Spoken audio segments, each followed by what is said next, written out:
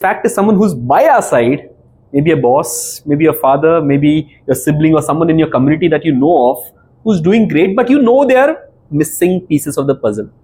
That you know these are the flawed parts of it.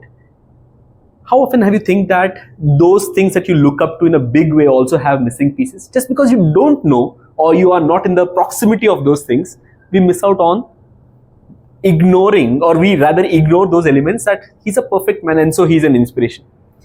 Inspiration doesn't have to be perfect. There can be buckets or there can be pockets where you can start to look for this one aspect of this person's life is something that I can feel inspired from. If you look at it in that way, I think inspiration is all around us. Where I found someone that I always admired and looked up to for the charisma that she carries and the way she presents herself. That was my English teacher in my graduation, Durga Mohan. If for the people who have been in Speak Up Club, would have seen her sometimes to come for that session. So that's been one inspiration for me. While she taught English, she taught to everyone. But the fact what I learned from more than what she was teaching was from the way she carried herself. The charisma, the vibe that we talk of. A lot of people, when you look across or find someone who's inspirational, more than the content part of it is the energy and the vibe that they carry.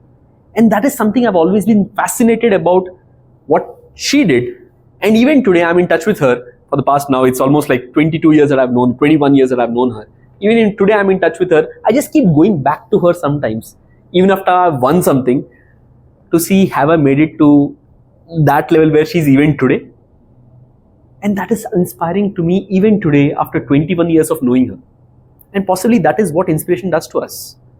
We always have something or someone to look up to, whether I have made it to that level or not.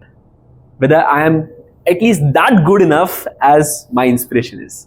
African philosophy, which I got to know a few years ago, and something which I have deeply inspired with. The philosophy says Ubuntu, which means I am because we are. I am because we are. How many times do we overpower ourselves thinking that everything that we are doing is all driven by us, for us, and everything I have accomplished? Not realizing of the fact that there are so many elements, probably more than 95% of the elements which have come in alignment to things happening. To things you being able to do is because of the things and the people that you're surrounded with.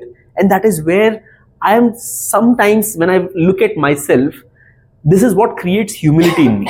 This is what humbles me to the core of understanding that whatever you have accomplished, there's only a fraction of it which you have contributed. Other than the willpower and things which are there, there are so many things that we all together have accomplished. It's accomplished only because we were together. And that is the philosophy Ubuntu, which means I am because we are. And that's where everything is possible when we look at the people that are surrounding us and have gratitude for them.